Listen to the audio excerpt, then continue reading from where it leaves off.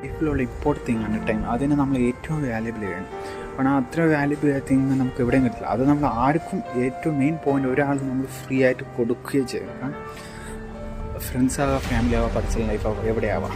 കാരണം നമ്മൾ കൊടുക്കേണ്ട ടൈം അവരെ കുറിച്ച് സ്പെൻഡ് ചെയ്തേ പറ്റും. അല്ലാണ്ട് പേഴ്സണൽ ലൈഫ് ഞാൻ ഫോക്കസ് ചെയ്യത്തില്ല. എൻ്റെ ബിസിനസ് ഐഡിയാസ് എന്നുവെച്ചാൽ ബിസിനസ് ലൈഫ് മാത്രം ഞാൻ ടൈം ഇൻവെസ്റ്റ് ഒരേ കാര്യത്തിൽ മാത്രം ഇൻവെസ്റ്റ് ചെയ്യുവാണെങ്കിൽ പ്രോബ്ലമൊന്നുമില്ല. പക്ഷെ ആസ് എ ലൈഫ് ആകുമ്പോൾ നമ്മൾ എല്ലാ കാര്യങ്ങളും എൻജോയ് ചെയ്തുകൊണ്ട് പോകണം.